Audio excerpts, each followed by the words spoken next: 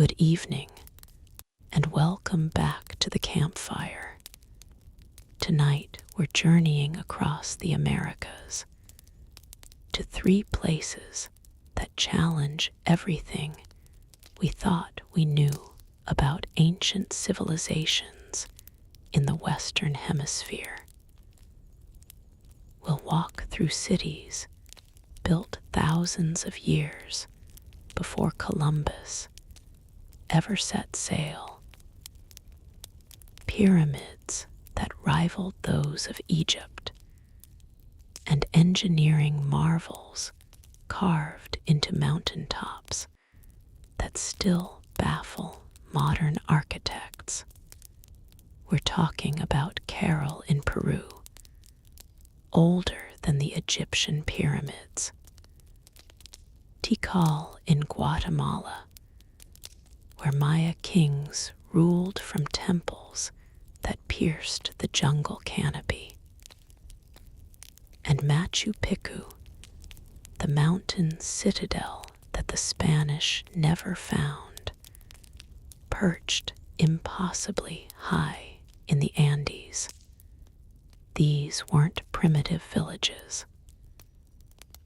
These were sophisticated urban centers with complex societies, advanced engineering, astronomical knowledge, and artistic achievements that would have impressed any civilization on Earth at the time. And for centuries, most of the world didn't even know they existed. So settle in, get comfortable, and let's explore the stones of the Americas. We're going to start our journey not with the most famous site, but with the oldest. Long before the Maya, long before the Inca, even long before the mysterious Olmec civilization of Mexico, there was Caral. Imagine standing in the Soup Valley of Peru, about 120 miles north of where Lima stands today. It's around 3,000 years before Christ. Egypt is building its first pyramids. Mesopotamia's great cities are flourishing. The Indus Valley civilization in what's now Pakistan is at its height. And here, in a desert valley on the coast of Peru, another great civilization is rising. This is the Norte Chico culture, and their capital is Caral. For over 100 years, people knew something was out there. In 1905, a German archaeologist named Max Uhl surveyed the Soup Valley and noted some interesting mounds.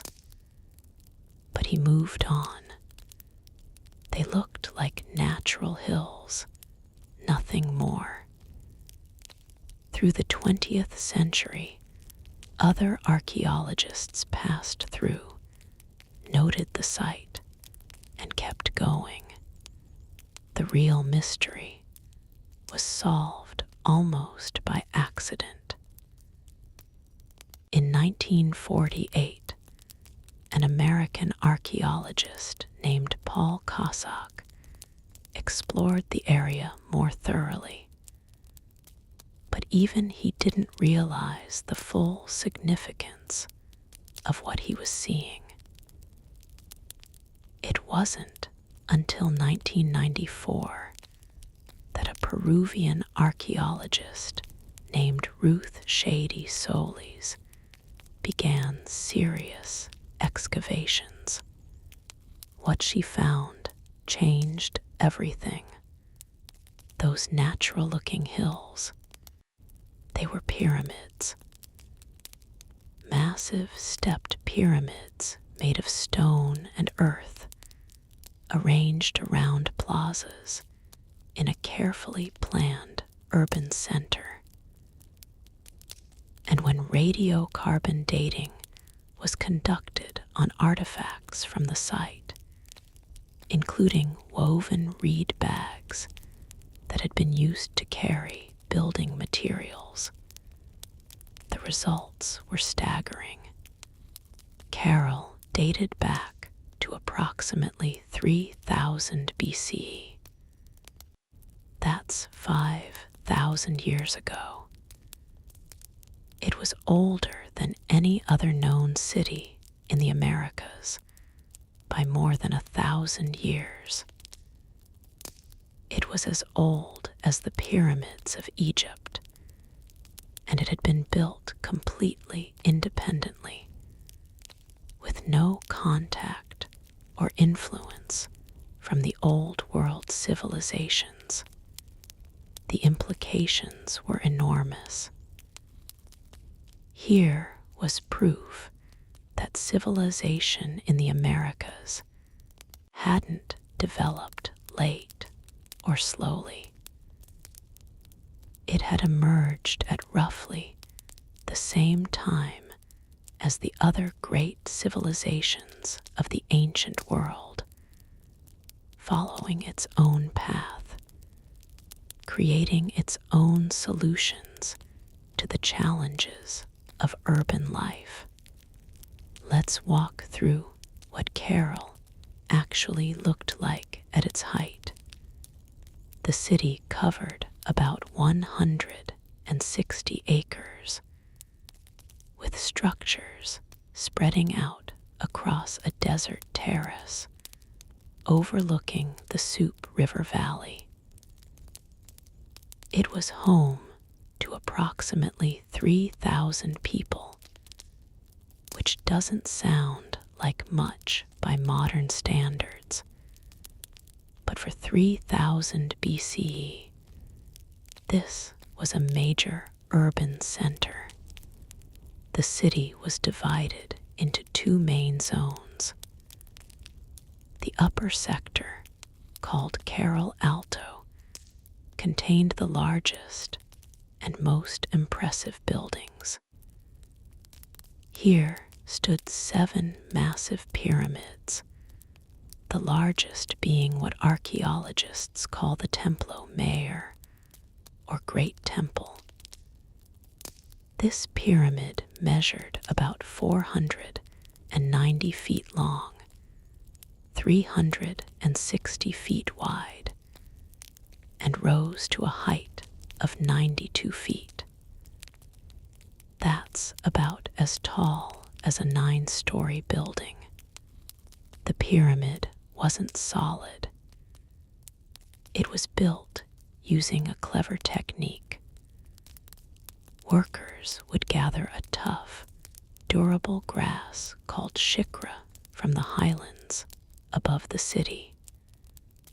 They'd weave this grass into loose mesh bags, fill the bags with stones from the river, and then use these stone-filled bags as fill material, packing them behind retaining walls to create the pyramid's mass.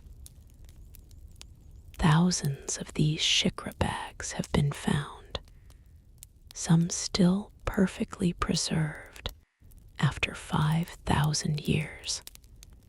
At the top of the pyramids stood temples and elite residences.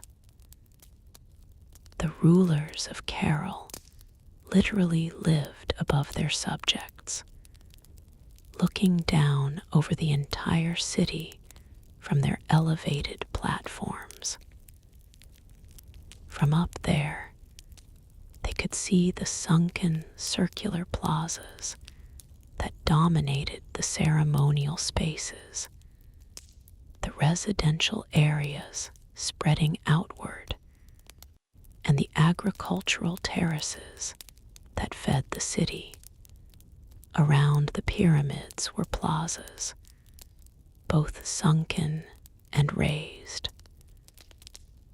The sunken circular plazas are particularly interesting because they became a hallmark of Andean architecture, appearing again and again in later cultures. These weren't just empty spaces. They were designed for gatherings, ceremonies, rituals. Some could hold hundreds of people. The residential areas showed a clear social hierarchy. Near the pyramids lived the elite in well-built stone structures. Further out lived the workers and farmers in simpler adobe dwellings. But even the humblest homes showed evidence of careful planning and community organization. And here's something fascinating. Despite all this architectural complexity, despite building a major city, the people of Carol had no pottery. Ceramic technology either hadn't been invented yet, or simply hadn't reached them. They stored food and water in gourds and woven baskets. They ate from wooden or stone dishes. And somehow, this worked just fine for a civilization that thrived for over 1,000 years. So how did Carol's civilization sustain itself? How did 3,000 people live in a desert? The answer lies in their remarkable agricultural system and their trade networks. The Soup Valley, while located in a desert region, had one critical resource: the Soup River. The people of Carol developed sophisticated irrigation techniques, channeling water from the river to fields where they grew crops. But here's where it gets interesting. For years, archaeologists assumed that Carol's economy was based primarily on fishing and seafood from the nearby Pacific coast, only about 14 miles away. This was called the maritime hypothesis, the idea that early Andean civilizations developed along the coast because of the rich protein source from the ocean. Ruth Shady's excavations challenged this. Yes, Carol traded with coastal communities for fish and shellfish. But the real backbone of their economy was agriculture, specifically cotton and food crops like squash, beans, and increasingly, evidence suggests, maize. The cotton was crucial. Carol produced cotton and traded it to the coastal fishing communities, who used it to make nets. In return, the coastal people provided fish and shellfish. It was a symbiotic relationship, a trade network that allowed both inland and coastal settlements to thrive. But Carol wasn't isolated. The Norte Chico civilization included as many as 30 major settlements spread across 4 river valleys: the Soup, the Patavilca, the Fortaleza, and the Jura. These communities were connected by trade routes and apparently shared a common culture and belief system. What bound them together? The evidence points to religion. Carol's pyramids weren't just administrative centers, they were temples. The sunken plazas weren't just gathering spaces, they were ceremonial arenas. Archaeologists have found evidence of elaborate rituals, including offerings and what appear to be sacrificial ceremonies. In one temple, researchers discovered 32 flutes made from condor and pelican bones, and 37 cornets made from deer and llama bones. These weren't simple instruments. They showed sophisticated craftsmanship and understanding of acoustics. Music was clearly important to Carol's religious life. The presence of condor and pelican bones, animals from different ecological zones, tells us that Carol's trade networks extended beyond just the local area. They were bringing in materials from the highlands and from the coast, creating a web of economic and cultural exchange. One discovery sent shivers down archaeologists' spines. Carvings and artwork showing monkeys. Now, there are no monkeys in the coastal desert of Peru. Monkeys live in the Amazon basin, hundreds of miles to the east, across the Andes Mountains.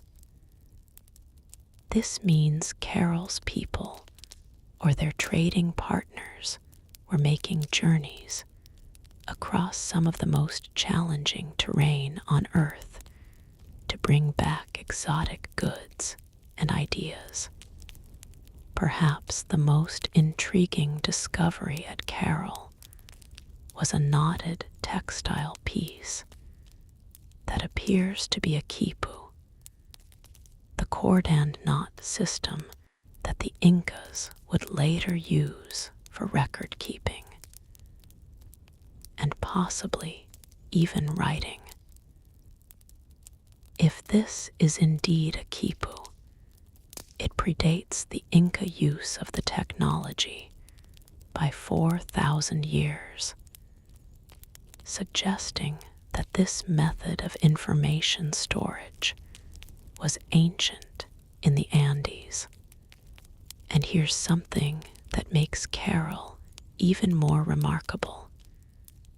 There's no evidence of warfare. None. Archaeologists have excavated extensively at Carol and found no fortifications, no weapons designed for combat, no images of warfare in their art, no bodies showing signs of violent death. This stands in stark contrast to nearly every other ancient civilization, where warfare and violence are evident from the beginning. It's possible, of course, that Carol did experience conflict, and we simply haven't found the evidence yet. But the current archaeological record suggests that Carol may have been a relatively peaceful society, one that resolved conflicts through negotiation, trade, shared religious practices rather than warfare.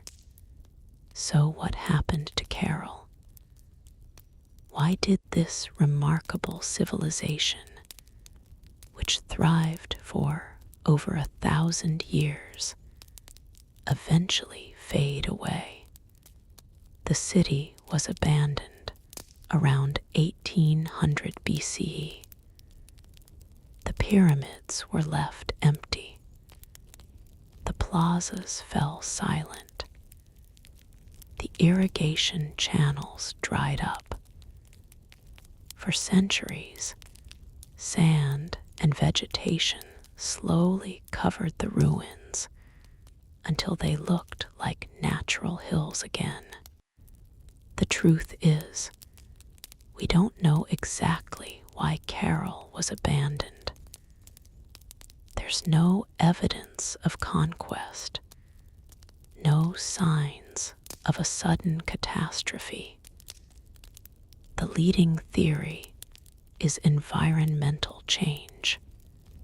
The coast of Peru is subject to dramatic climate shifts caused by El Niño and La Niña events. Patterns of ocean warming and cooling that can bring devastating floods or prolonged droughts. A severe drought could have made the intensive agriculture that supported Carol impossible.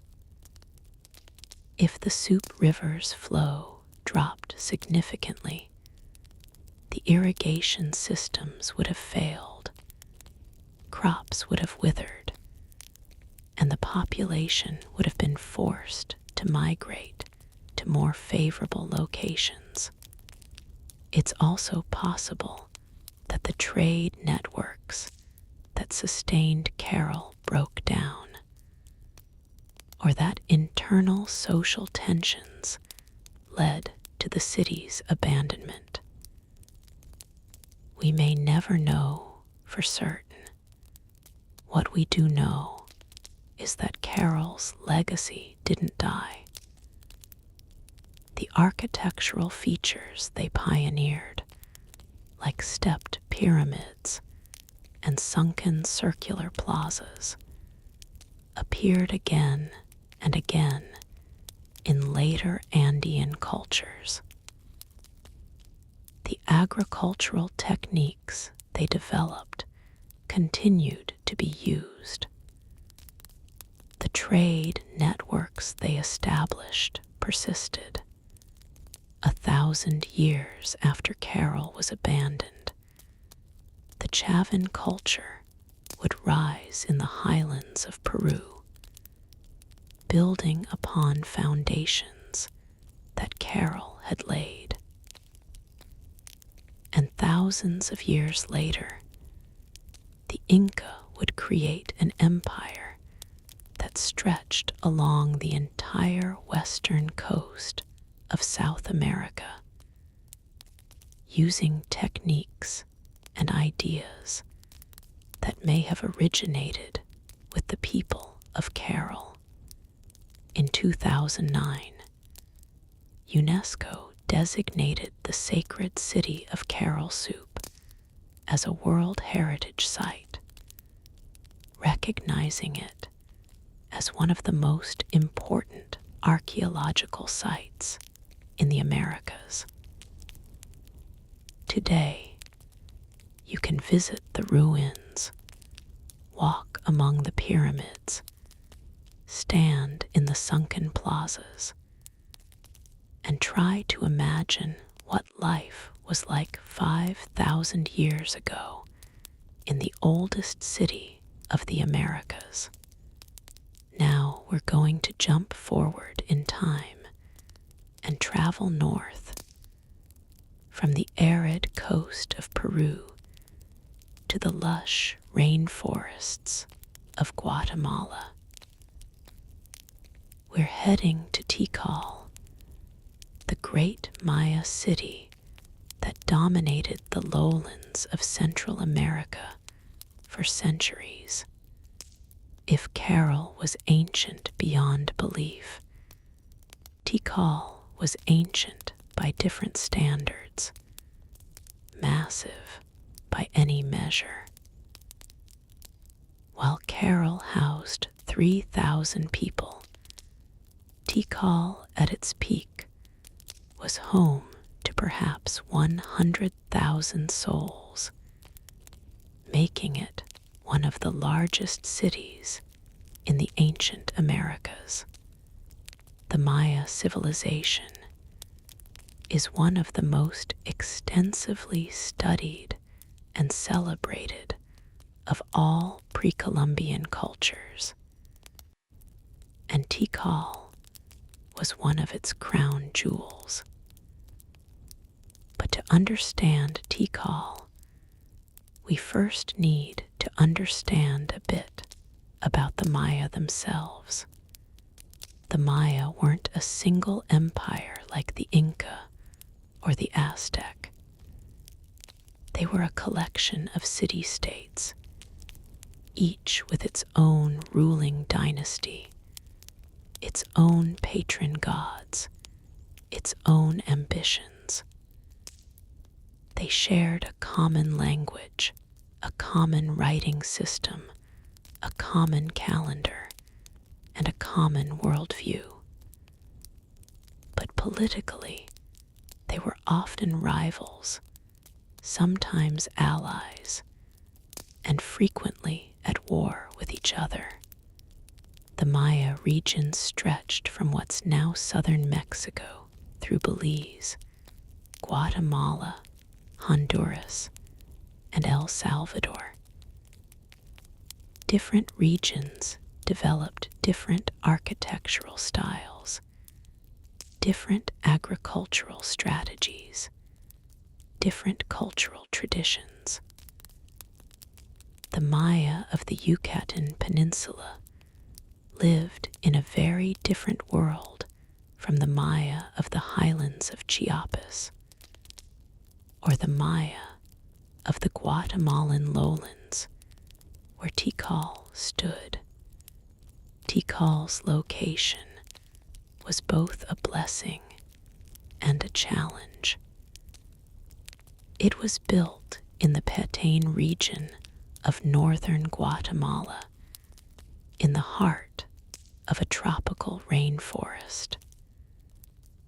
There were no major rivers nearby, no natural water sources that could support a large population.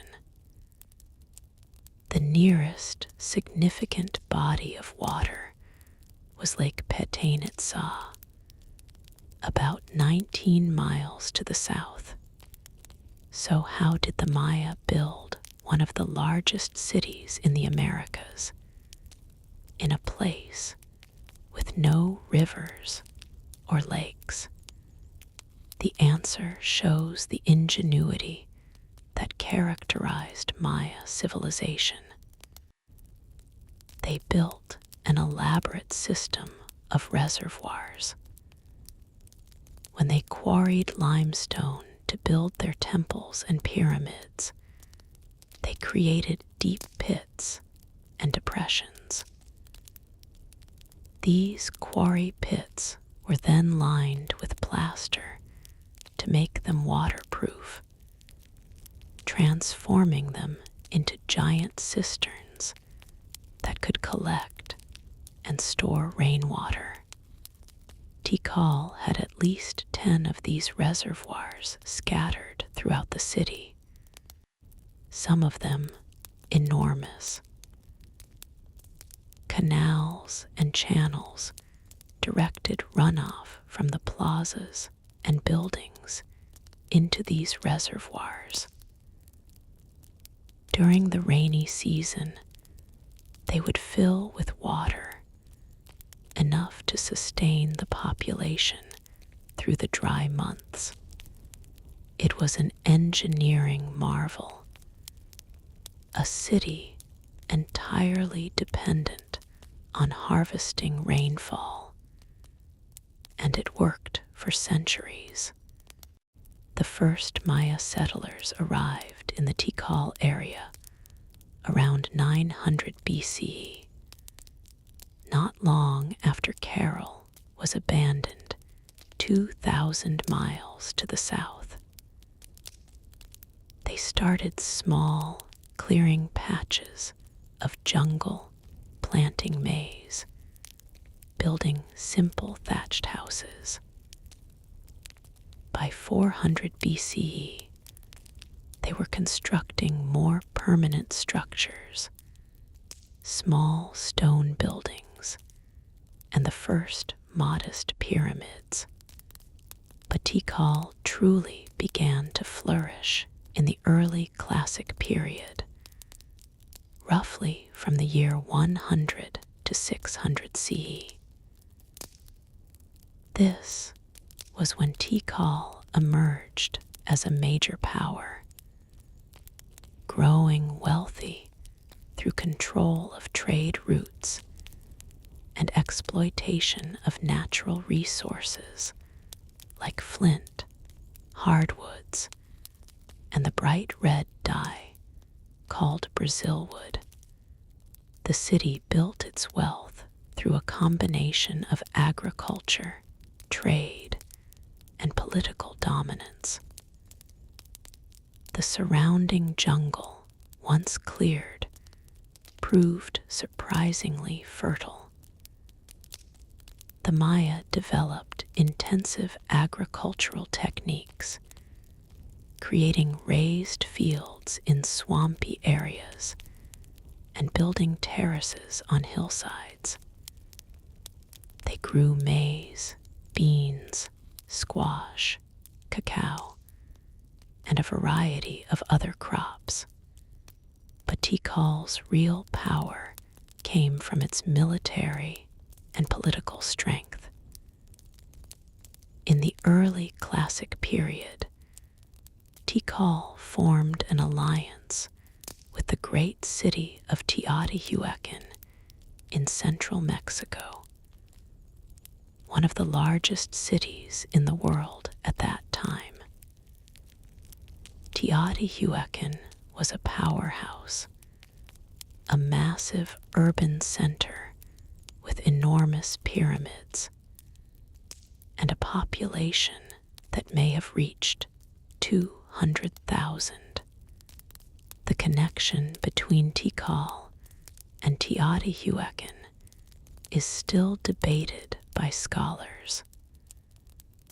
Was it simply a trading relationship? Was there actual political control? Did warriors or nobles from Teotihuacan travel to Tikal and seize power?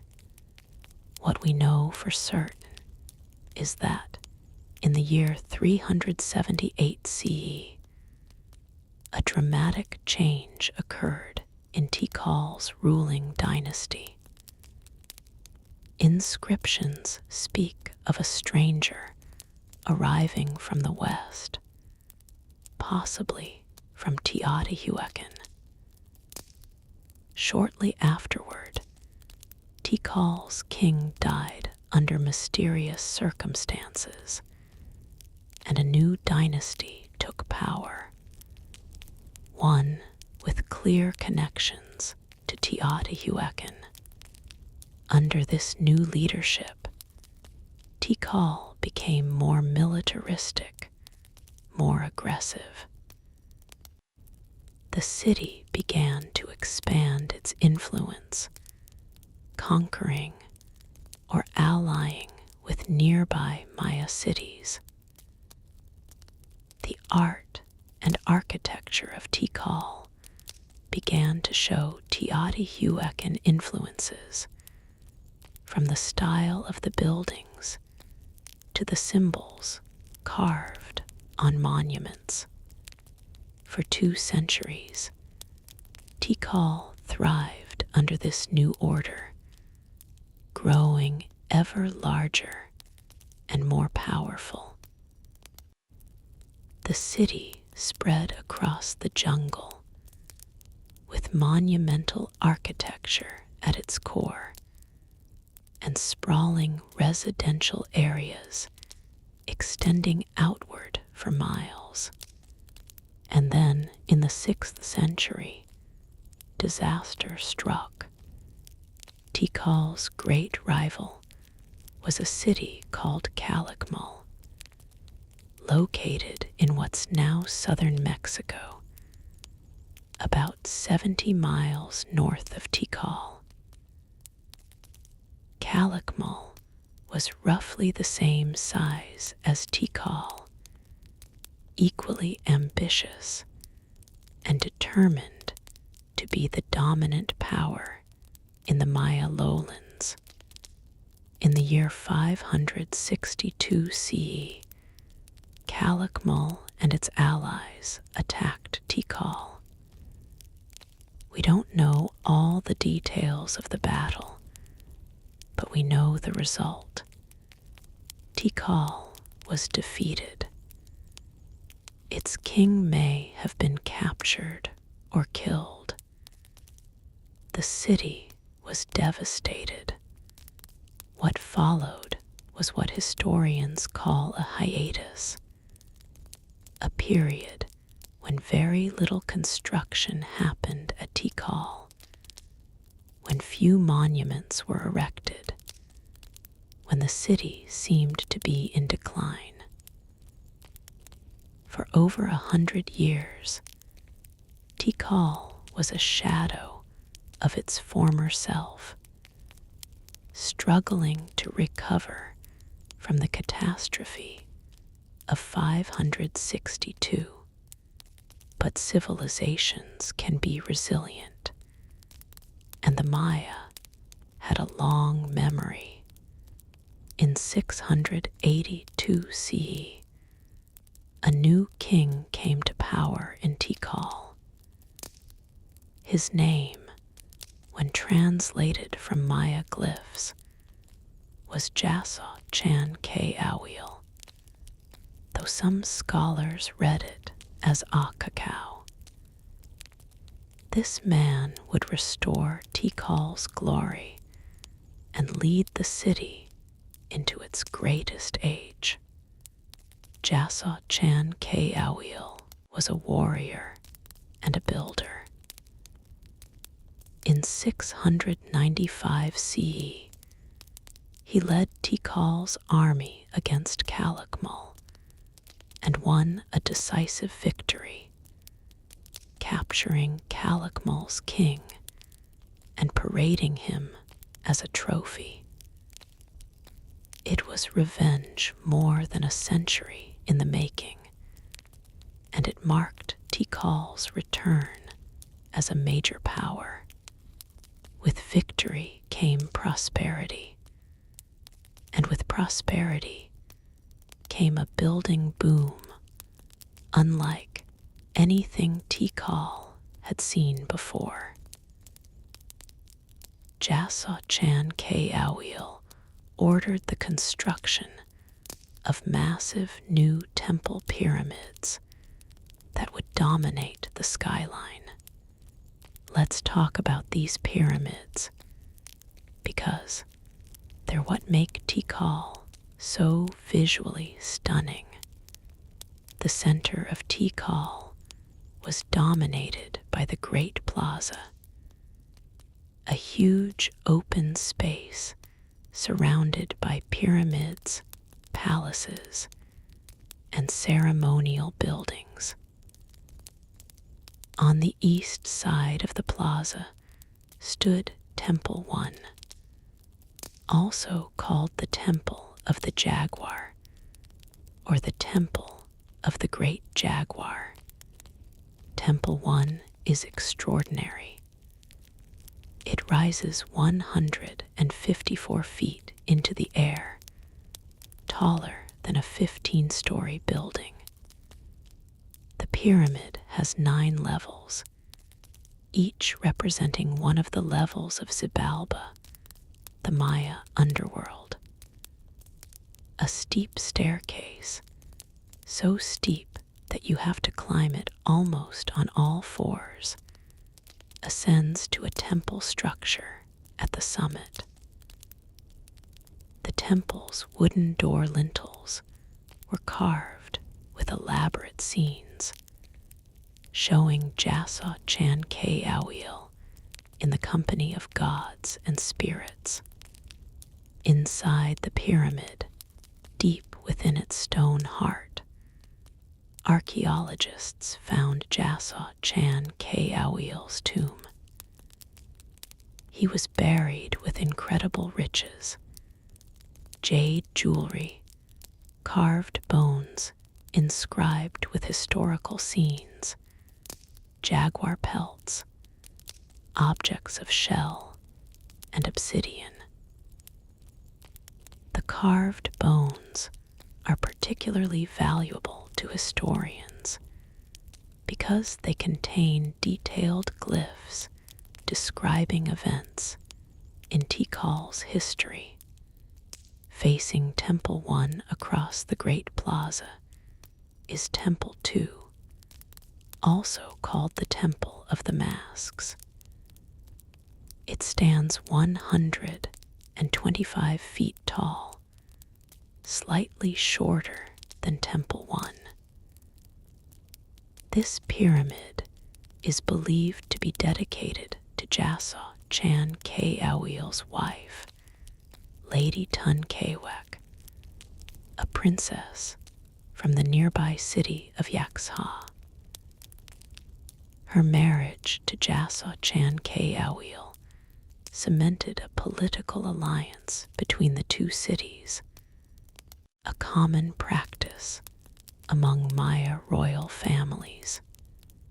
On the wooden lintel at the top of Temple 2, carved in relief, is the image of a woman wearing elaborate jewelry and an ornate headdress featuring the sun god. Though the wood is badly eroded and worm-eaten after 1,300 years, experts believe this is Lady Tun Kewek herself, frozen in time at the moment of her greatest glory. But Tikal has more pyramids, and they get even taller.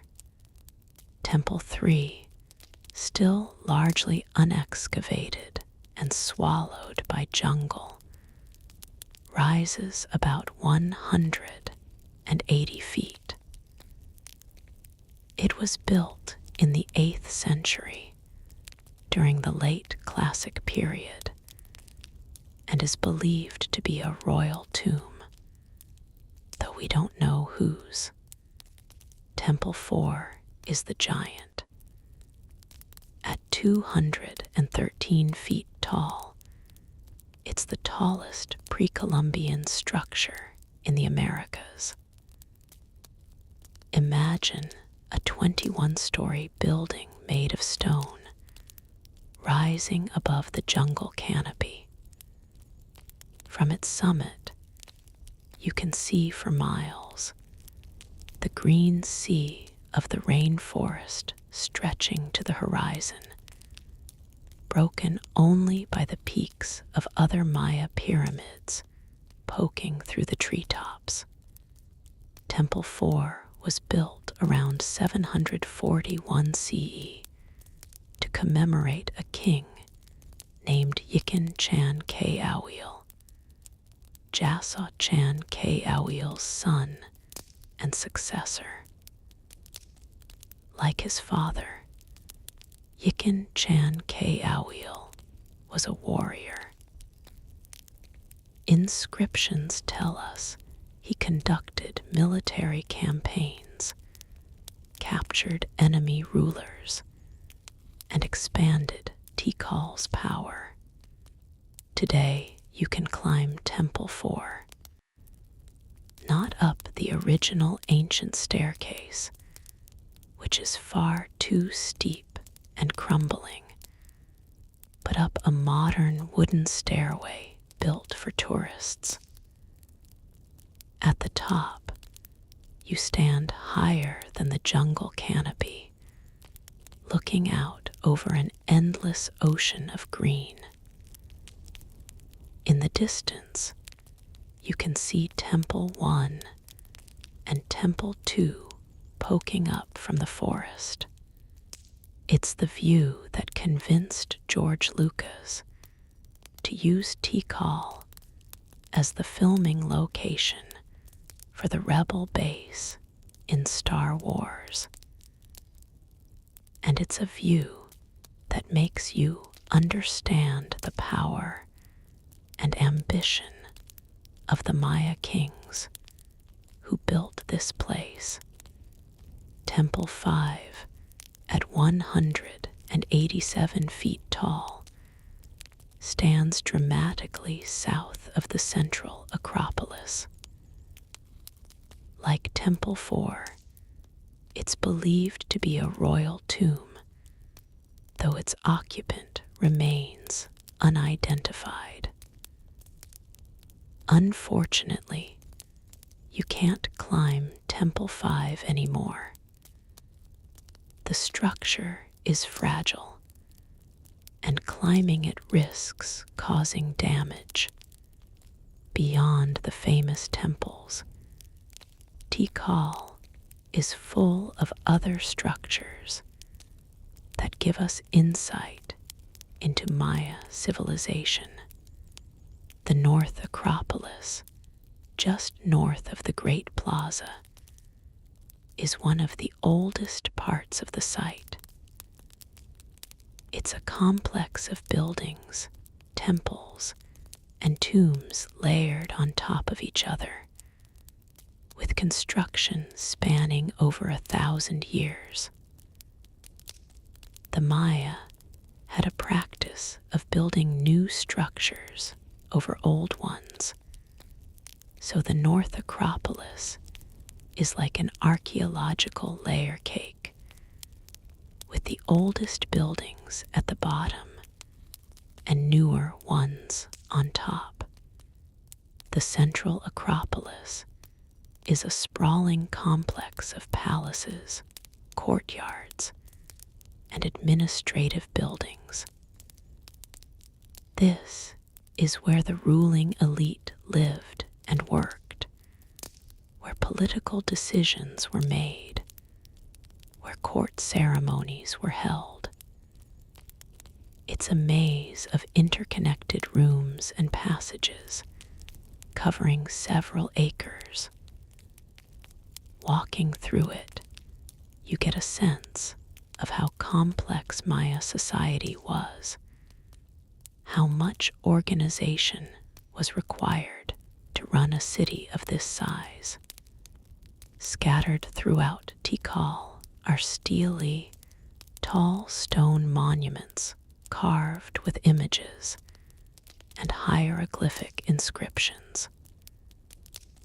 The Maya erected these stelae to commemorate important events: the accession of a new king, a military victory, the completion of a calendrical cycle.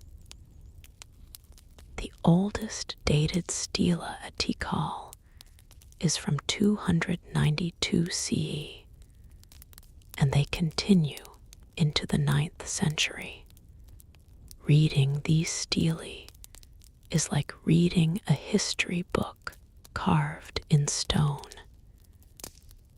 They tell us about dynastic successions, about wars and alliances, about rituals and ceremonies. They give us the names of kings and queens, tell us when they were born, when they came to power, when they died. The Maya had one of the most sophisticated writing systems in the ancient Americas. It wasn't fully alphabetic like our writing, but rather a combination of logograms that represented whole words and syllabic signs that represented sounds. Together, These could express complex ideas, record historical events, and preserve literature and religious texts. For centuries after the Spanish conquest, Maya writing was a mystery, a beautiful but unreadable script. Then, in the mid-20th century, breakthroughs began to occur. Scholars realized that Maya writing was phonetic, that it could be read aloud. Gradually, the glyphs were deciphered, and suddenly the stones began to speak. Now we can read the history of Tikal and the other Maya cities directly from the monuments the Maya themselves carved. We know the names of Tikal's kings from Yax-Ab-Zuk, who may have founded the dynasty around 90 CE, through dozens of rulers, down to the last kings who presided over Tikal's decline. And decline it did, because despite all its power and glory, despite pyramids that touched the sky and kings who claimed divine descent, Tikal, like all the great Maya cities of the classic period, collapsed. Starting in the late 8th century, signs of stress began to appear. Population growth had pushed the city's agricultural systems to their limits. The reservoirs, which had seemed so ingenious, were becoming polluted from the concentration of so many people. Deforestation from cutting trees for building materials and fuel was leading to soil erosion. Political problems compounded environmental ones. Warfare between Maya cities became increasingly endemic. Resources became scarce. Elite families competed for control. The common people, who had shouldered the burden of building all those magnificent pyramids, began to question whether their kings really could communicate with the gods and bring prosperity. In 810 CE, the last major monument was erected at Tikal. After that, silence. No more buildings were constructed. No more stelae were carved. The city didn't fall in a single catastrophic event. It simply faded as people drifted away, as the jungle slowly reclaimed what the Maya had built. By 900 CE, the great pyramids of Tikal stood empty. The plazas where thousands had gathered fell silent. Vines crept up the stone walls. Trees sprouted from the tops of temples. Nature, which the Maya had pushed back for 1,000 years, returned.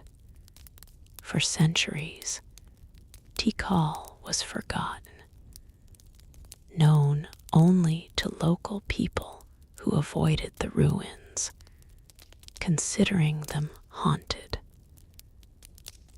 The Spanish conquistadors passed within miles of it and never knew it was there, hidden beneath the jungle canopy. It wasn't until the mid-19th century that Western explorers began to hear rumors of great stone ruins lost in the Guatemalan jungle. In 1848, an expedition sponsored by the Guatemalan government officially rediscovered Tikal, though of course the local Maya people had always known it was there. Serious excavation didn't begin until the 1950s, when the University of Pennsylvania and the Guatemalan government launched a major project to map and restore the site. Over the next 2 decades, archaeologists uncovered thousands of structures, cleared hundreds of buildings, and began the long work of understanding what Tikal had been. In 1979, UNESCO designated Tikal National Park as a World Heritage Site, recognizing both its archaeological importance and its biological significance. The park covers over 200 square miles, protecting not just the ruins, but also the rainforest ecosystem that surrounds them. Today, Tikal is one of the most visited archaeological sites in Central America. Tourists from around the world come to climb the pyramids, to walk the ancient plazas, to imagine what life was like when Tikal was a living city. But what makes Tikal truly important isn't just its size or its pyramids. It's what the site teaches us about Maya civilization and about the possibilities and limits of human societies. The Maya achieved extraordinary things. They developed a sophisticated writing system, created accurate calendars that tracked the movements of planets, built cities that rivaled any in the world at their time, produced art and sculpture of remarkable beauty, and developed a complex cosmology and religious system. But they also faced the same challenges that face any civilization: how to sustainably feed a growing population, how to manage resources, how to resolve conflicts between competing groups, how to adapt when environmental conditions change. Tikal's collapse and the broader collapse of classic Maya civilization reminds us that no matter how powerful a society becomes, it's still vulnerable to the complex interplay of environmental, social, economic, and political forces. Yet the Maya didn't disappear. While the great cities of the classic period were abandoned, Maya people continued to live in the region, adapting to new circumstances.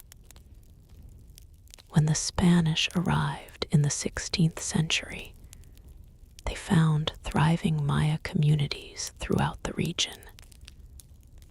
Today, millions of people in Guatemala, Mexico, Belize, and Honduras speak Maya languages and maintain cultural traditions that stretch back thousands of years. Tikal isn't just a ruin. It's a testament to what humans can achieve and a reminder of the fragility of even the mightiest civilizations.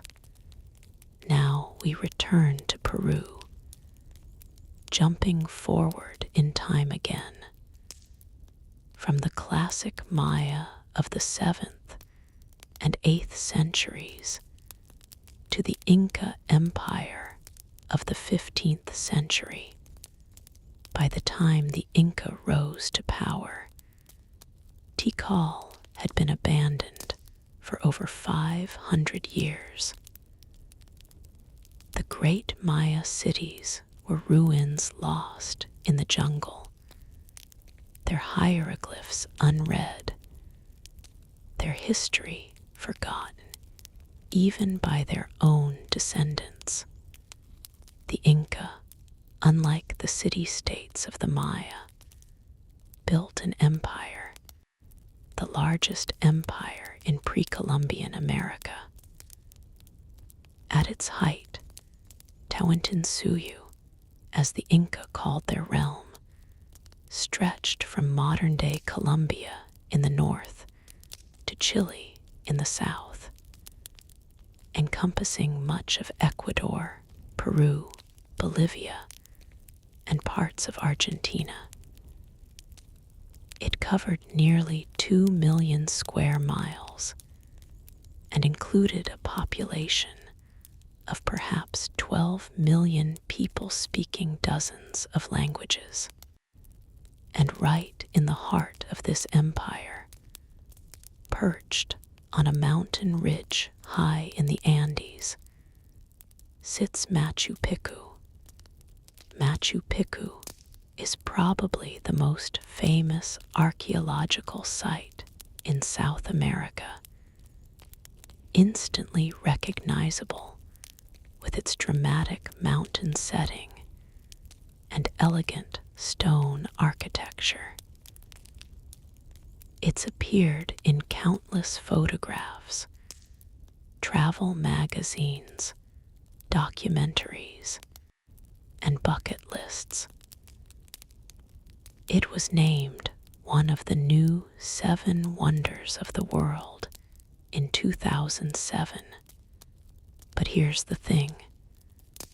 When the Inca Empire fell to Spanish conquistadors in the 16th century, Machu Picchu was forgotten.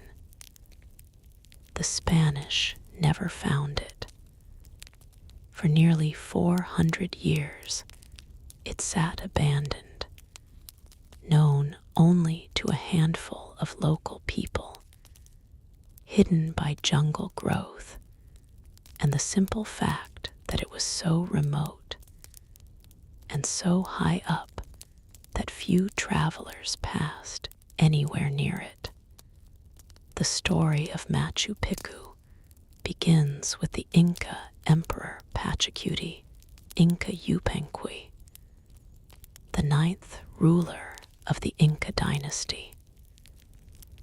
Pachacuti, whose name means world shaker, came to power around 1438 and transformed the Inca from a regional kingdom centered on the city of Cusco into an expanding empire. Pachacuti was a military genius, a brilliant administrator, and a patron of the arts and architecture. Under his rule, the Inca began their rapid expansion, conquering neighboring peoples and incorporating them into an increasingly centralized state. He also ordered the rebuilding of Cusco in the grand imperial style, creating the capital city, whose ruins still impress visitors today. And somewhere around 1450, he ordered the construction of a new royal estate on a mountain ridge in the Urubamba Valley, about 50 miles northwest of Cusco. Why build a city on top of a mountain? That's one of the questions that has fascinated people ever since Machu Picchu was brought to the world's attention. The site Pachacuti chose is extraordinary.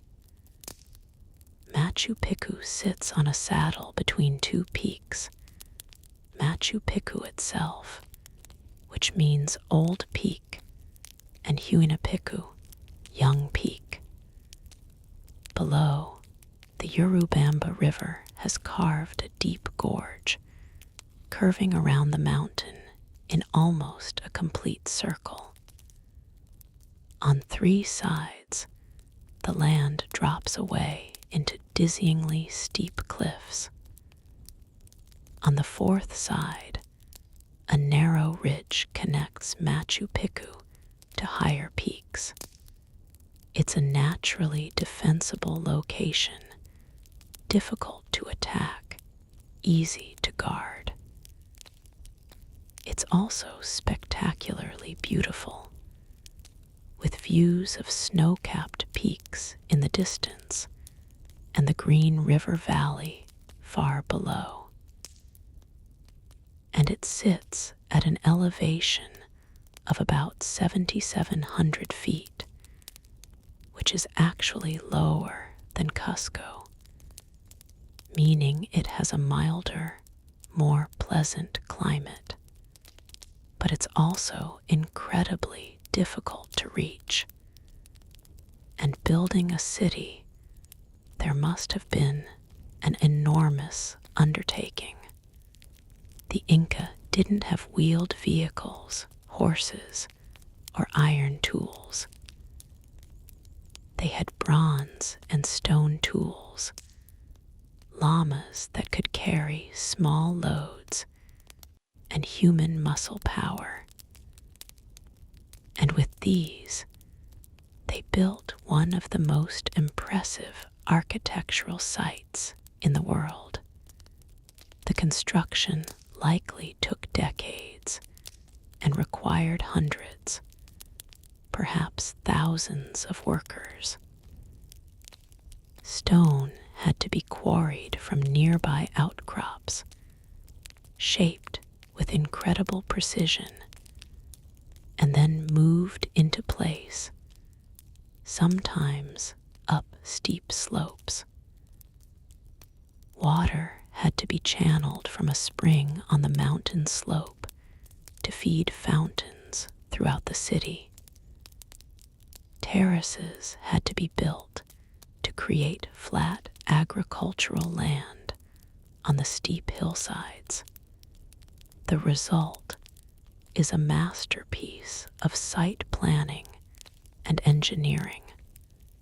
Machu Picchu is divided into two main areas: an urban section with temples, palaces, and residences, and an agricultural section with extensive terracing.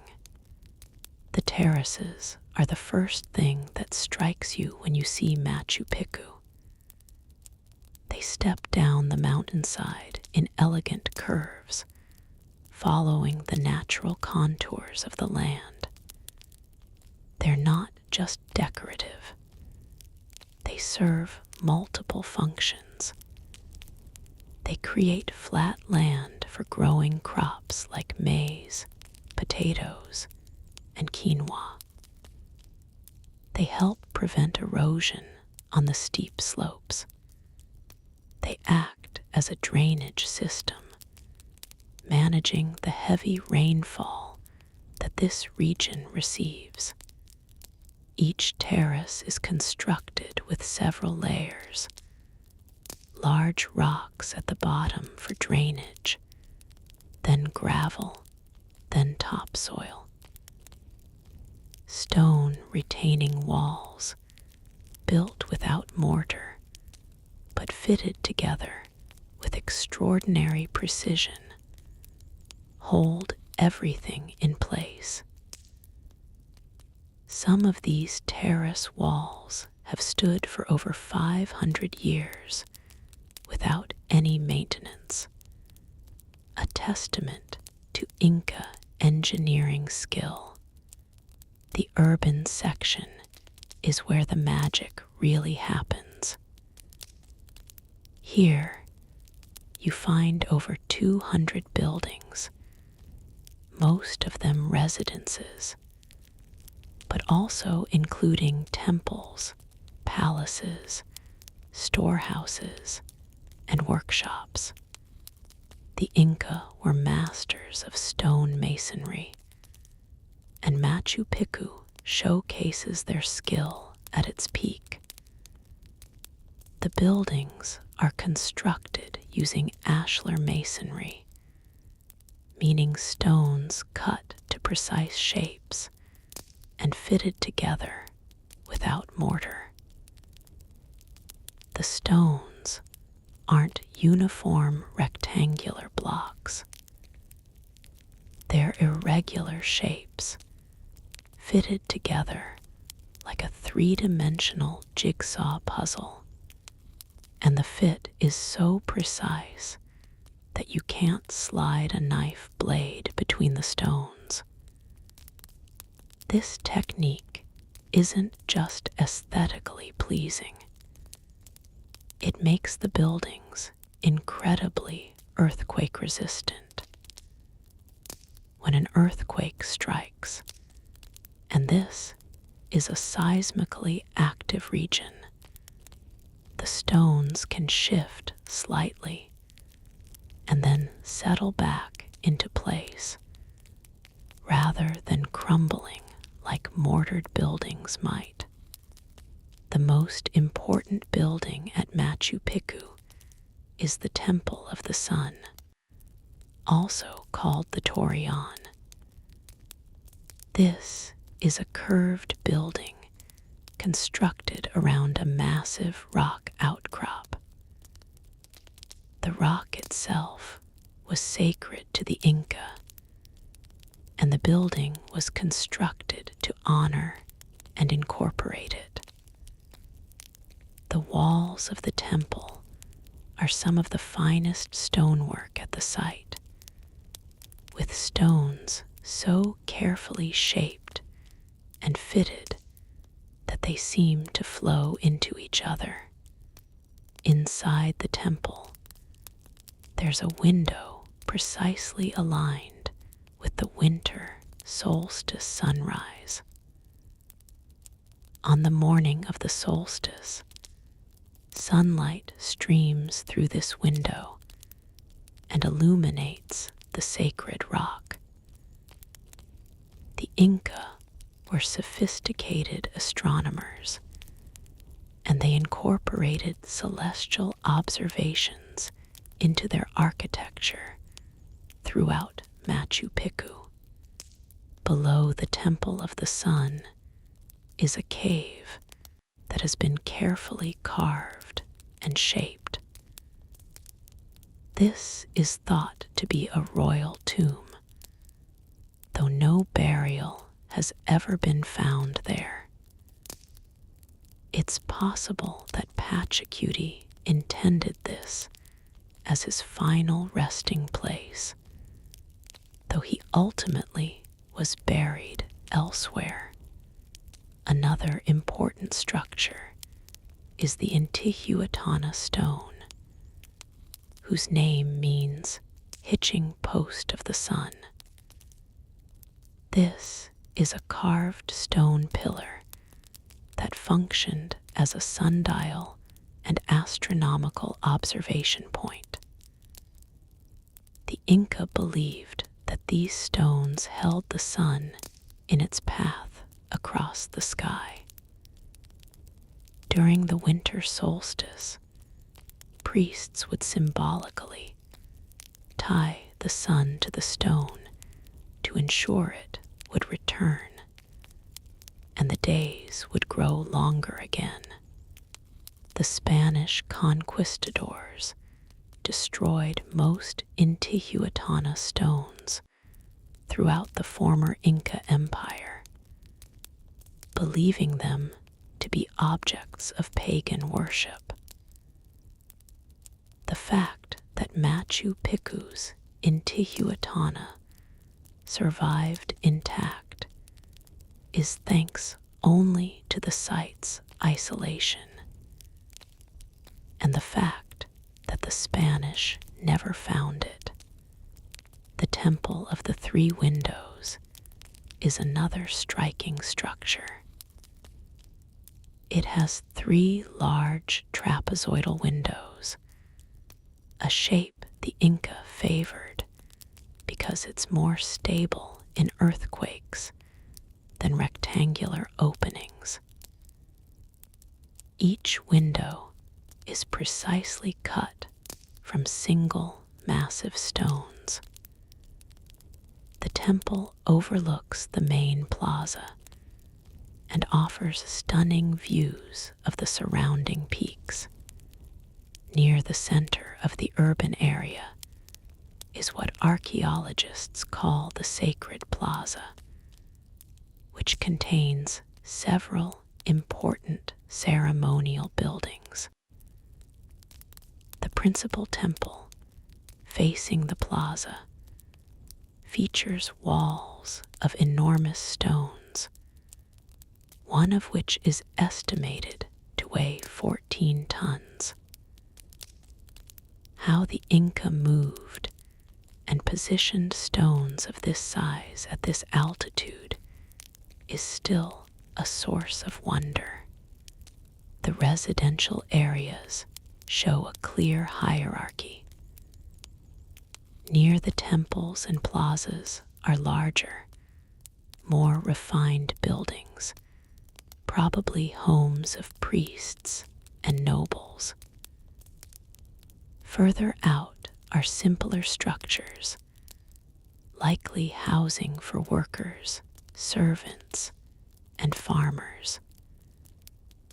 But even the humblest buildings show careful construction and planning. One of the mysteries of Machu Picchu is its water system. The site has 16 stone fountains, fed by a spring about half a mile from the city. The Inca carved a channel into the mountainside to direct water from this spring to Machu Picchu. The channel had to be precisely engineered to maintain the right gradient, so the water would flow but not erode the channel. The water enters the city at its highest point and then flows downward through the 16 fountains in sequence, each fountain just slightly lower than the previous one. This means that even during dry seasons, when the spring's flow decreased, the uppermost fountains would still have water. The main fountain, the first in the sequence, is located next to what appears to be the emperor's residence, ensuring that the royal family had access to the cleanest water. The water was not just for drinking, but also for ritual purification, which was important in Inca religion. So what was Machu Picchu's purpose? That's been a subject of debate ever since it was rediscovered. The traditional view, and the one supported by most evidence, is that Machu Picchu was a royal estate, a retreat for Pachacuti and his family. It was a place where the emperor could escape the pressures of ruling an empire, enjoy a mild climate, and conduct religious ceremonies in a setting of extraordinary natural beauty. This would explain the relatively small size of the site compared to major Inca administrative centers. Machu Picchu was probably never home to more than about 750 people, most of them servants and workers maintaining the estate for the royal family and their guests. Some researchers have proposed alternative theories. Maybe it was a religious sanctuary, a pilgrimage site. Maybe it was a military outpost guarding the approach to Cusco. Maybe it was an astronomical observatory.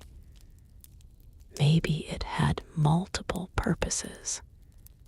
What we know for certain is that Machu Picchu was occupied for less than 100 years. Construction probably began around 1450. The site was still in use when the Spanish conquered the Inca Empire in the 1530s, but it was abandoned soon after, probably within a decade or two of the Spanish arrival. Why was it abandoned? We don't know for sure, but the most likely explanation is that when the Inca Empire collapsed, the elaborate system of labor service that maintained the estate broke down. Machu Picchu couldn't exist without constant maintenance. The terraces needed tending, the buildings needed repair, the water channels needed cleaning. Without the workers who had been obligated to maintain the emperor's estate, Machu Picchu became untenable. The residents packed up and left, probably descending to the valley below or traveling to Cusco. They took their portable possessions with them. The buildings were left empty. The jungle began to reclaim the terraces. Within a generation or two, Machu Picchu was a ghost town. But here's something fascinating. Machu Picchu was never completely abandoned. Through the colonial period and into the 19th and early 20th centuries, a few farming families lived on and around the terraces, growing crops and grazing livestock.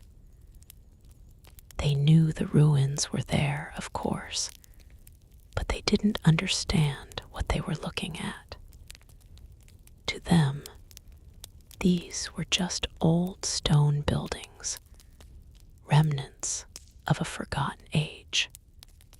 The story of Machu Picchu's rediscovery is often told as though Hiram Bingham, an American historian from Yale University, was the first outsider to see it. That's not quite accurate. Local people always knew about the ruins, and there's evidence that other outsiders had visited the site before Bingham. German adventurer Augusto Burns may have visited as early as 1867.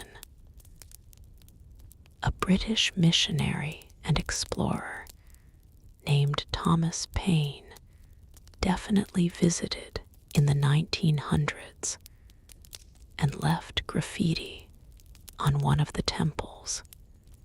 But Bingham was the first to recognize Machu Picchu's importance and bring it to international attention. In July 1911, Bingham was leading an expedition searching for Vilcabamba, the last stronghold of the Inca resistance against Spanish rule. A local farmer named Melchor Artiga told him about ruins on top of the mountain above them. Bingham was skeptical, but agreed to take a look. The climb was brutal. The trail was overgrown, treacherous in places, often just inches from sheer drops.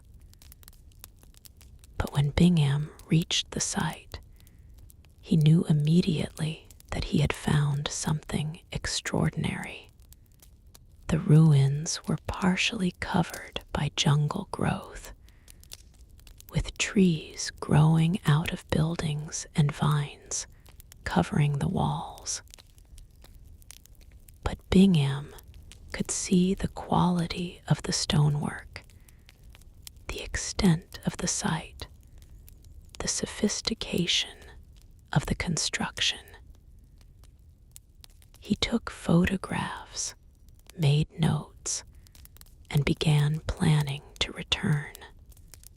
Bingham actually thought he had found Vilcabamba, the lost city of the Inca. He was wrong about that. Vilcabamba was a different site, but what he had actually found was arguably more significant. Bingham returned to Machu Picchu in 1912 and 1915 with larger expeditions, conducting extensive excavations and clearing vegetation from the site. He removed thousands of artifacts, including ceramics, textiles, metal objects, and skeletal remains, and shipped them to Yale University for study.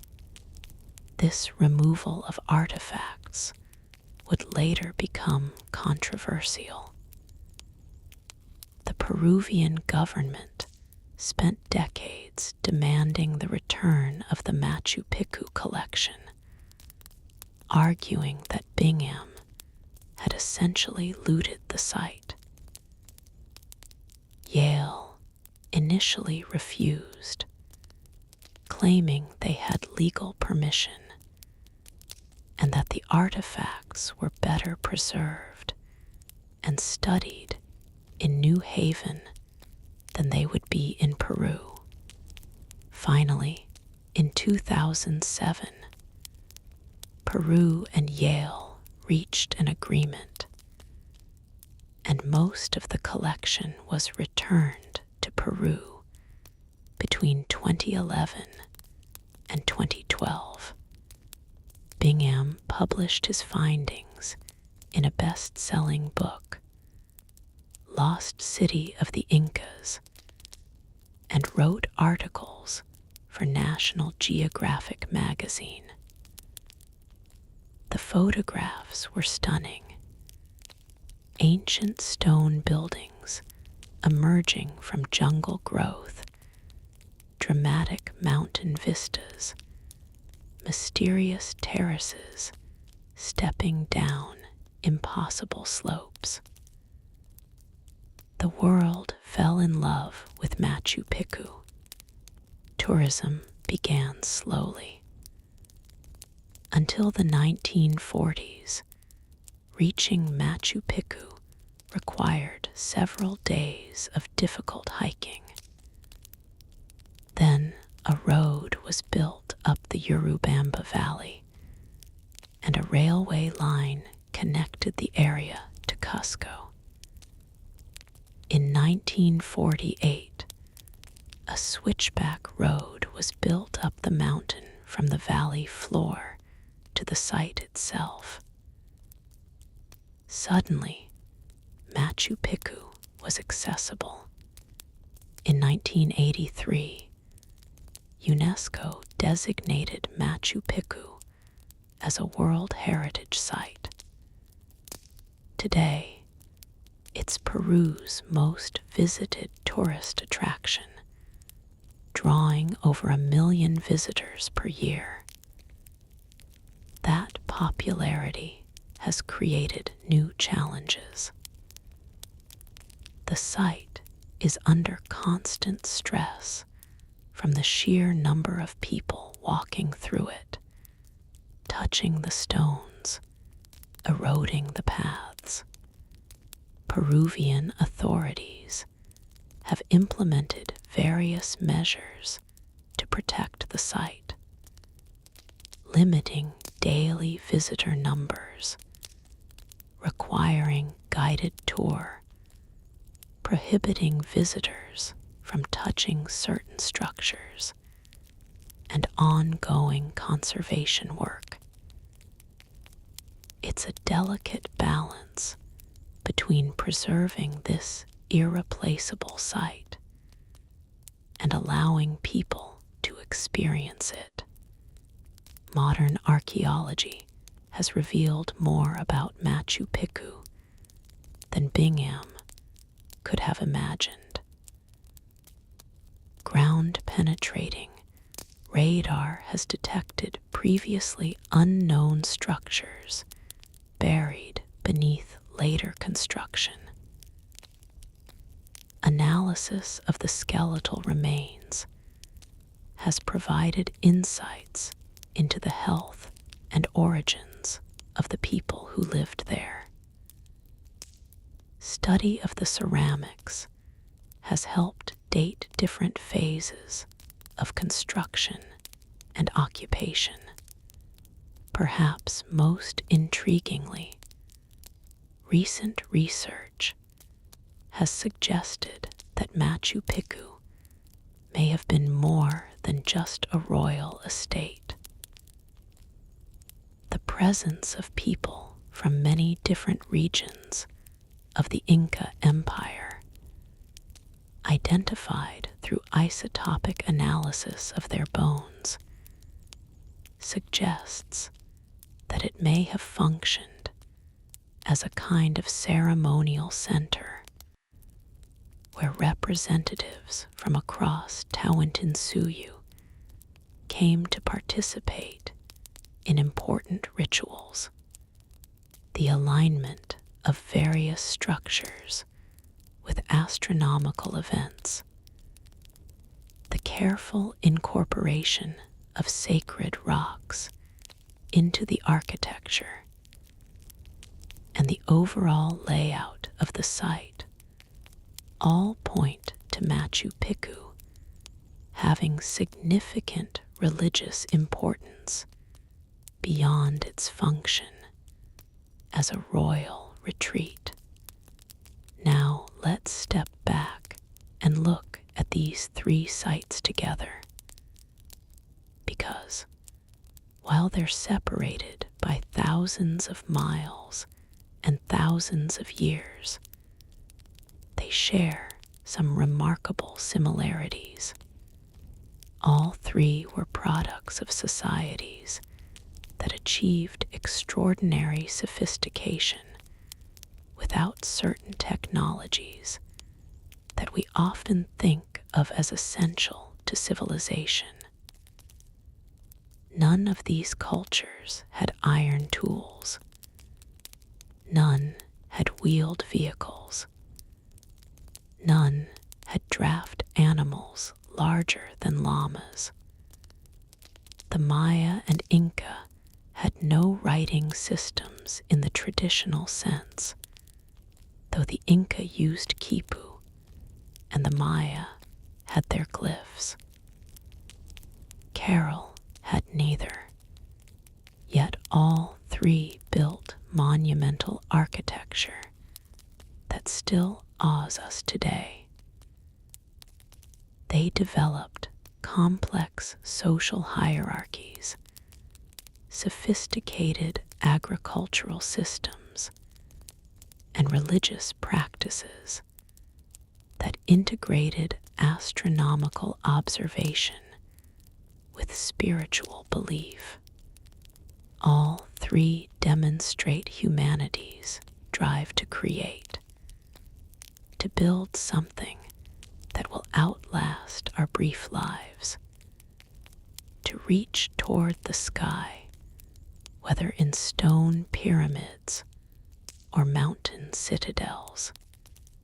All three also remind us that civilization is fragile. Carol was abandoned, its people scattered by forces we can only guess at. Tikal collapsed as its environmental and political systems failed to sustain the growing population. Machu Picchu was abandoned when the empire that built it fell to Spanish conquest. The ruins that remain are beautiful but melancholy. They're proof of what humans can achieve, but also reminders that nothing lasts forever, that even the mightiest cities return to dust and jungle, that empires rise and fall like the sun across the sky. Yet these ruins also represent continuity. The people who built Carol weren't aliens or visitors from lost continents. They were the ancestors of later Andean peoples, and their innovations in architecture and agriculture would be built upon by culture after culture, culminating in the Inca Empire. The Maya didn't disappear when their cities were abandoned. They adapted, moved, rebuilt in new places.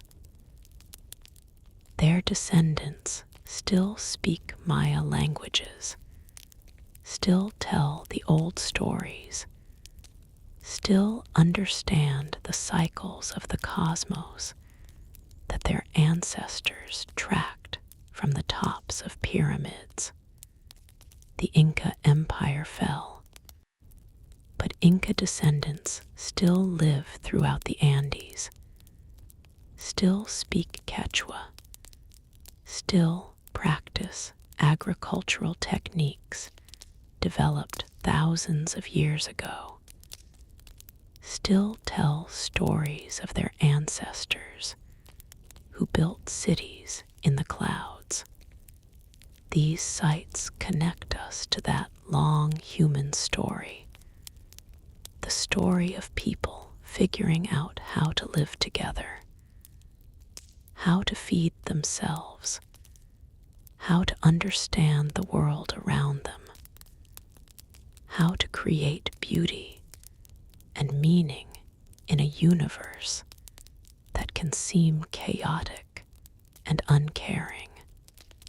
When you stand on top of Temple 4 at Tikal, looking out over the endless jungle, or when you watch the sunrise illuminate the Temple of the Sun at Machu Picchu, or when you walk among the 5,000-year-old pyramids of Carol, you're connecting with people who lived centuries or millennia ago, but who shared the same fundamental human experiences: wonder at the natural world, the desire to build and create, the need to find meaning in existence. The archaeologists who excavate these sites aren't just uncovering old stones. They're recovering human stories, giving voice to people who left no written records, or whose writings were destroyed or never deciphered. Every artifact, every building, every bit of pollen preserved in ancient soil tells us something about how people lived, what they valued, what challenges they faced. And sometimes these sites challenge our assumptions about history itself. For generations, Western historians assumed that civilizations spread from centers in the Middle East and Europe to other parts of the world. The discovery and dating of Carroll shattered that narrative. Here was proof that civilization could develop independently, that the Americas had their own trajectory, their own innovations, their own brilliance. The decipherment of Maya writing revealed a history as complex and detailed as anything recorded in the Old World, with dynasties and wars, political intrigue, and religious devotion, all carefully chronicled in hieroglyphs carved on stone. Machu Picchu demonstrated engineering skills that rivaled anything in the contemporary European Renaissance, and did it without the technological advantages that European builders had access to. These sites force us to expand our definition of civilization, to recognize that there are many paths to complexity and sophistication, many ways to solve the fundamental challenges of human society. All three of these sites face uncertain futures. Climate change threatens them in different ways. At Carroll, changing rainfall patterns could destabilize the adobe and stone structures that have survived for 5,000 years. Increased humidity could accelerate decay of the organic materials that provide so much information about ancient life. At Tikal, more intense rainfall and more severe dry seasons could accelerate the weathering of the limestone structures and damage the carved monuments.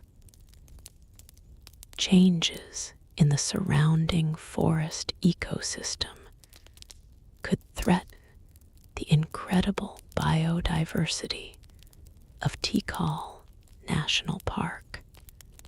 At Machu Picchu, the mountain itself is at risk. The site sits on a fault line and has survived countless earthquakes, but global warming is causing glaciers in the high Andes to melt rapidly. This is changing water patterns and potentially destabilizing the mountain slopes. Landslides and erosion could threaten structures that have stood for 5 centuries. Tourism poses another challenge.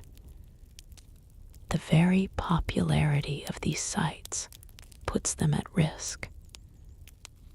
At Machu Picchu, the daily influx of thousands of visitors causes erosion of pathways, wear on stone structures, and strain on infrastructure. Even with visitor limits and regulations, the site is under constant pressure. At Tikal, tourists climbing the pyramids, touching the carved stelae, and trampling vegetation all contribute to gradual degradation of the site. Carol faces different pressures. Because it's less famous and less visited, it receives less funding for conservation. The structures, many made of unfired adobe bricks and held together with reed bags, are vulnerable to weathering and require constant maintenance to prevent collapse. All 3 sites need ongoing archaeological work. Tikal has thousands of unexcavated structures still swallowed by jungle. Machu Picchu probably has buried structures and features that haven't been discovered yet. Carol is still being actively excavated, with new discoveries happening regularly. But archaeological work requires money, expertise, and political will. In countries like Peru and Guatemala, where economic challenges are significant and competing needs are many, funding for archaeology isn't always a priority. International organizations like UNESCO and the World Monuments fund help, but they can't do it alone. These sites are part of humanity's shared heritage, irreplaceable windows into our past, and protecting them is a global responsibility. There's also the ongoing question of how these sites should be presented and interpreted. For generations, they were studied primarily by foreign archaeologists, often with limited input from descendant communities. That's changing, but tensions remain. Who gets to tell the story of Machu Picchu? Whose interpretation of Tikal's history should be privileged? How should Carol be presented to visitors? These aren't just academic questions. They're about respect, about decolonization, about recognizing that the descendants of the people who built these places have unique insights and legitimate claims to their heritage. Many indigenous communities in Peru and Guatemala have complicated relationships with these archaeological sites.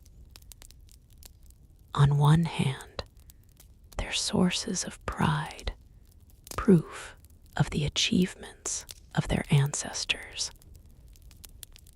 On the other hand, they've often been used by governments and tourism industries in ways that don't benefit local communities, and the stories told about them haven't always included indigenous perspectives.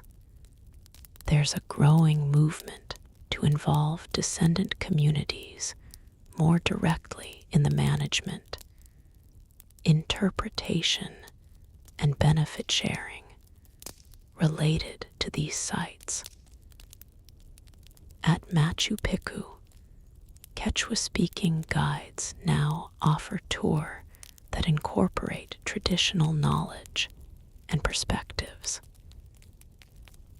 At Tikal, Maya scholars and community leaders are increasingly involved in decisions about the site's management. This is positive progress, but there's still a long way to go. As the fire burns lower and the stars wheel overhead, what do we take from this journey through Carol, Tikal, and Machu Picchu? Perhaps it's a sense of humility. These civilizations achieved so much with what we would consider so little. They had no computers to model their engineering projects, no modern materials, no mechanized construction equipment. They had human ingenuity, determination, and the accumulated knowledge passed down through generations. Perhaps it's a sense of connection. The people who built these places weren't fundamentally different from us. They loved and fought, created and destroyed, hoped and feared. They looked up at the same stars we see, tried to make sense of their place in the universe, sought to leave something behind that would outlast their individual lives. Perhaps it's a sense of loss. We can walk through these ruins, marvel at the stonework, photograph the pyramids, but we can't hear the languages spoken in Tikal's plazas, can't attend the ceremonies conducted in Carol's sunken circles, can't see Machu Picchu as it was when it was alive with people, when smoke rose from cooking fires and water splashed in the fountains. So much has been lost. Languages, stories, knowledge, traditions. The Spanish conquest of the Americas was a catastrophe on a scale that's hard to fully comprehend. Whole civilizations were destroyed, not just politically, but culturally. Books were burned, temples torn down, priests killed, traditions forbidden. What we see in these ruins is a fraction of what existed. We're reading a book with most of its pages torn out, trying to reconstruct the story from fragments. But perhaps most importantly, these sites remind us that history is deeper and more complex than we often acknowledge. The Americas weren't a new world waiting to be discovered by Europeans. They were ancient lands, home to to sophisticated civilizations for thousands of years before Columbus, Cortez, or Pizarro ever appeared. The people who built Carroll were creating monumental architecture. At the same time, the Egyptians were building pyramids. The Maya were recording detailed astronomical observations and historical records, while medieval Europe was struggling through the Dark Ages. The Inca were engineering mountain citadels, while Renaissance architects in Italy were designing cathedrals. These weren't inferior or primitive peoples. They were fully human, fully capable, solving the challenges of their environments in brilliant and creative ways. The story of human civilization isn't a single narrative flowing from the Middle East through Greece and Rome to modern Europe and America. It's a web of stories happening simultaneously in different places, each following its own path, each contributing to the rich variety of human achievement. Carroll, Tikal, and Machu Picchu are three threads in that larger web. They're proof that given time, resources, and social organization, humans anywhere can create wonders. They're also reminders that nothing is permanent, that civilizations rise and fall, that the pyramids we build will one day stand empty, that the jungle or the desert will eventually reclaim what we've taken from it. But while they last, what beauty we create. What incredible, impossible, magnificent beauty. The fire's almost out now, just glowing coals lighting the darkness. We've traveled from the oldest city in the Americas to a Maya metropolis swallowed by jungle, to a mountain citadel that touches the clouds. 3 places, separated by thousands of miles and thousands of years, united by the human impulse to build, to create, to reach for something beyond the merely practical and functional. When you look at photographs of Machu Picchu, when you imagine standing atop a Tikal pyramid, when you think about the people of Carroll weaving reed bags and building pyramids 5,000 years ago, remember that these weren't ancient aliens or lost super civilizations. These were people, humans like us, with the same brains, the same capacity for creativity and ingenuity.